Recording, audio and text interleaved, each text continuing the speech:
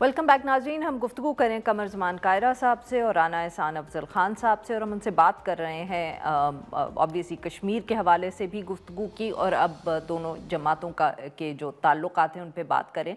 जी कायरा साहब, we lost you before the break. आप कश्मीर के हवाले से कोई बात कह रहे थे।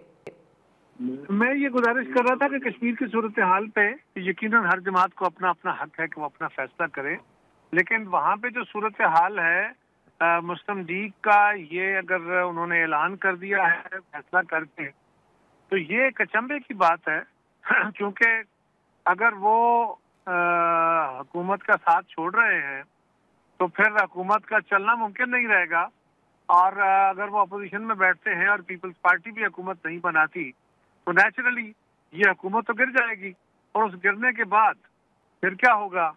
फिर अर्ली इलेक्शन हो जाएंगे। अर्ली इलेक्शन में क्या होगा?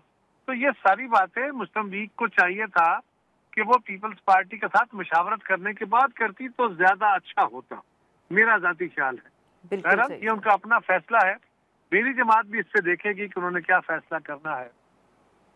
और रही बात हमारा ये कि पाकिस्तान के अंदर पाकिस्तान पीपल्स पार्टी ने अपनी सेंट्रल एग्जीक्यूटिव की मीटिंग की है, तो लीग के साथ हमारी वर्किंग चल रही है, फेडरल गवर्नमेंट के साथ कभी गिले कभी ठीक हम चल तो रहे हैं, लेकिन जब गवर्नमेंट बनी थी, आगाज हुआ था, तो हमारा मामूल के मुताबिक बाकायदा प्रॉपरली कमेटियां बन के डायलॉग होके वर्केबल गवर्नेंस के मुताबिक एक एग्रीमेंट ड्राफ्ट हुआ, साइन हुआ, जिसको मियां शहबाज शरीफ साहब ने, देन उस वक्त वो प्राइम मिनिस्टर नहीं थे, बतौर सदर मुस्लिम लीग, और बिलावल साहब ने बतौर सदर या बतौर चेयरमैन पाकिस्तान पीपल्स पार्टी, उन्होंने साइन किया। वो उस पर अमल दरामद नहीं हो पाया। बहुत सारी मीटिंगें 1.5 साल के अरसे में हुई, कोई 10 मीटिंगें हैं जो चेयरमैन साहब की और प्राइम मिनिस्टर साहब की हुई। हमारी कमेटियां मिलती रही सारदार साहब के साथ, बाकी सीनियर मेंबरों के साथ। पार्लियामान के अंदर स्पीकर साहब ने कोशिशें की, पंजाब के अंदर हमारी चीफ मिनिस्टर साहबा के साथ, उनकी कमेटी के साथ बेशुमार मीटिंग्स हैं, लेकिन चीजें पेशरफ्त नहीं हो पाती। और जब भी हम बैठते हैं तो कुछ होता है कि अच्छा जी अब ये जल्द इंशाल्लाह फला फला काम हो जाएगा। देखिए, जो चीज हुई थी तय, वो वर्केबल थी तो तय हुई थी। कोई अनट्रेंड लोगों ने ड्राफ्ट नहीं किया था, अनट्रेंड लोगों ने साइन नहीं किया था वो डॉक्यूमेंट। और आज भी अगर कोई प्रॉब्लम आ गया है, 1 2 3 ऐसी चीजें हैं कि जो आप समझते हैं कि ये बिल्कुल काम इस पे ये नहीं हो सकता, ये वर्केबल कंडीशंस नहीं है, तो फिर आप अपने इत्तेहादियों को बैठ के बताइए कि ये वर्केबल नहीं है और क्यों नहीं है। उनको इस बात पे कन्विंस कीजिए। अगर आप 1 दफा 2 दफा 4 दफा 10 दफा मुलाकात करें और फिर ये हो कि अच्छा जी अगली दफा हम देखते हैं 20 दिन में, महीने में, 15 दिन में, और फिर वो वहां की वहां सूरत हाल रहे। फेडरल गवर्नमेंट ने चीजें बेहतर मूव की, लेकिन फिर फेडरल गवर्नमेंट से भी गिले मौजूद हैं। कायरा साहब, माफ करिएगा आपकी बात काट रही हूँ सर, बट यही मैं आपसे पूछना चाह रही थी कि आपके काफी कॉलीग जो हैं वो बार बार ये बात ये भी करते रहे हैं कि शिकायत शहबाज शरीफ साहब से आपको कम है, मरियम नवाज साहिबा या पंजाब हुकूमत से ज्यादा है। देखिए, हमारा इशू ठीक है, आपको सूबे से इशू हो सकता है, लेकिन हमारा गिला उनसे क्या? हमारा होगा जी मुस्लिम लीग की क़यादत से, क्योंकि वहां भी उन्हीं की हुकूमत है, मरकज में भी उन्हीं की हुकूमत है। तो ये डिफरेंशिएट हम करते हैं कि कौन करता है और किसका गिला है। लेकिन बहरहाल अब हमारी जमात के अंदर भी क़यादत जो होती है वो अपने पार्लियामेंटेरियंस और अपनी जमाती जो स्ट्रक्चर है उसके आगे मजबूर होती है। बार बार उन पे भी लोग सवाल करते हैं, उन पे भी लोग कहते हैं कि जी अब कितना अच्छा चलेंगे। ठीक है, मुल्की हालात बहुत खराब थे, इस बात के मुतकादी नहीं है कि कोई नया क्राइसिस खड़ा किया जाए, लेकिन मुल्क को इन क्राइसिस से बचाना सिर्फ एक जमात की जिम्मेदारी तो नहीं है। ठीक सर, ये तो दोनों फ्री कैन ने।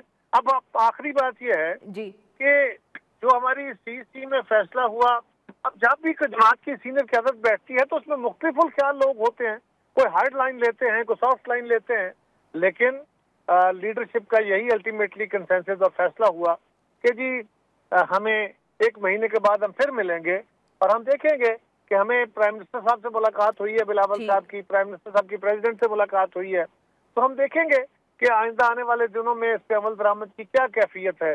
फिर देखेंगे आइंदा कैसे बढ़ना है। बिल्कुल सही जी। राना साहब, ये जो कायरा साहब की भी तो आपने खैर बात सुनी नहीं, उन्होंने तो खैर बहुत जनरल टर्म्स में की, बट सर बार बार एक लोकल गवर्नमेंट का इशू जो था उस पर ख़ास तौर पे नदीम अफजल चंद साहब बात करते रहे, और अब पिछले दिनों में बहुत तेज़ी से आपने कानून पास किया है।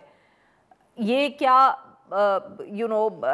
Partly this is to offset the PPP pressure, उनके दबाव के नीचे किया? और सर ये पार्टी लेस इलेक्शंस, आप क्या जनरल ज़िया की याद ताज़ा कर रहे हैं इस वक्त?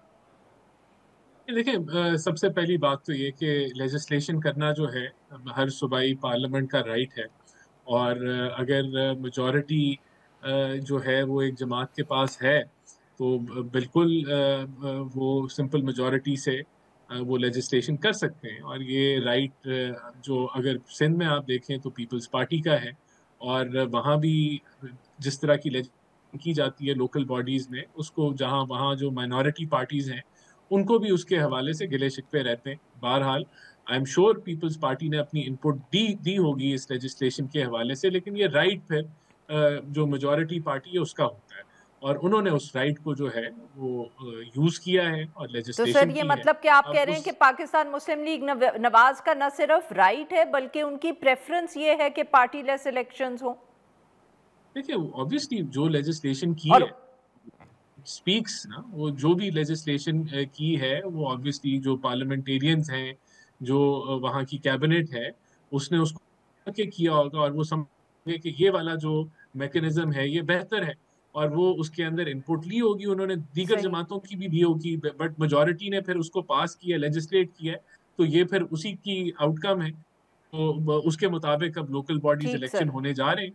बहरहाल अगर उसके अंदर जो जो माइनॉरिटी पार्टीज हैं उनका कोई स्टांस है, समझते हैं कि ऐसा नहीं होना चाहिए, वो जरूर अपना स्टांस दे सकते हैं, लेकिन ये फिर राइट मेजॉरिटी के लिए। और ऐसा जो है वो आपको प्रॉब्लम्स हमेशा नजर आते हैं कि सिंध के अंदर एमक्यूएम होती है तो वो इतराज रखती है कि सिस्टम ऐसा होना चाहिए वैसा होना चाहिए। बहरहाल ये राइट पीपल्स पार्टी का होता है सिंध के अंदर कि उन्होंने किस किस्म की लेजिस्लेशन करनी है। दूसरी बिल्कुल देखिए ठीक। बात ये कि जो पीपल्स पार्टी और पीएमएलएन का जो मामला है, उसके अंदर आपने देखा कि बहुत फोर फ्रंट पे आके क्रीज से बाहर लोगों ने चिक्के चौके मारे, लीडरशिप मिली, और लीडरशिप लेवल के ऊपर ये चीजें डिस्कस हुई तो चीजें ठंडी हो गई।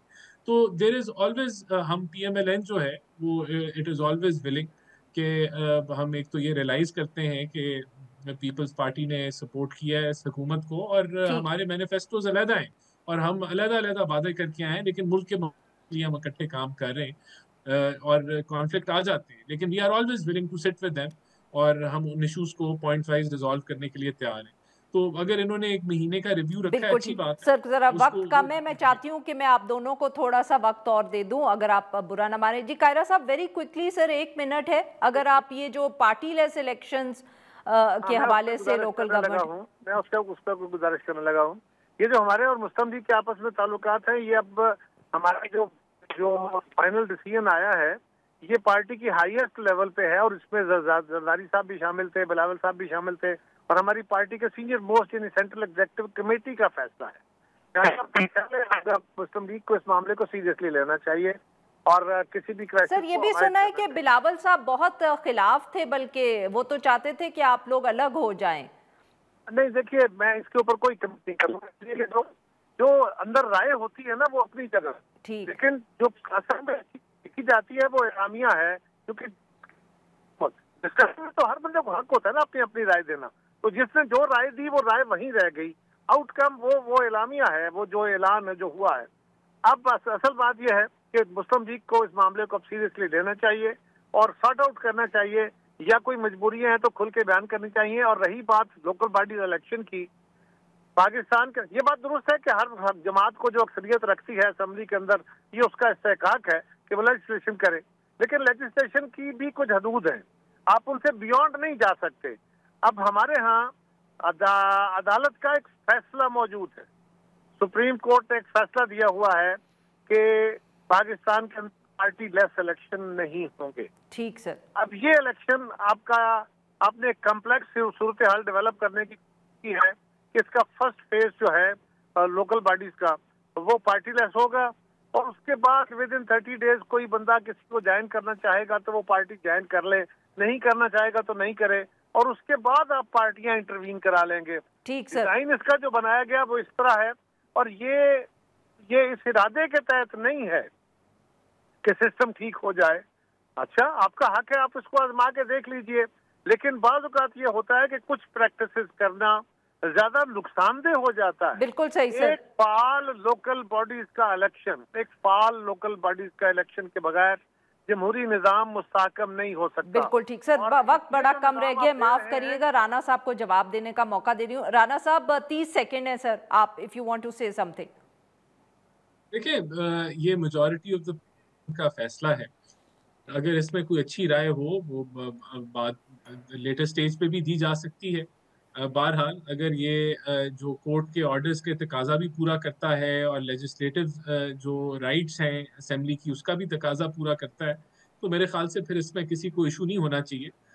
ये या तो एक ऐसा फोरम हो कि जहां सारी जमातें बाहर पार्लियामेंट से बैठ के डिसाइड करें कि लोकल बॉडीज़ का system all across Pakistan uniform हो है या कैसा होना चाहिए, वो एक अलग डिबेट है। लेकिन अभी जो मामला है उसके अंदर सूबे जो हैं ये हक रखते हैं कि वो इसकी लेजिस्लेशन करें और उसको फिर सिस्टम को उसके मुताबिक लेके चलें। तो I think this will go as it is. बहुत बहुत शुक्रिया हमारे दो मेहमानों का, उन्होंने लिए वक्त निकाला। नाज़रीन, यहाँ पे लेंगे एक छोटी सी ब्रेक, और जब हम ब्रेक से वापस आएंगे तो बात करेंगे जो ये साइबर क्राइम का डिपार्टमेंट है उसके एक ऑफिशियल जो हैं वो उनकी कुछ ही सीम्स टू हैव डिसअपीयर्ड, और जो केस है वो कोर्ट में इस हवाले से चल रहा है।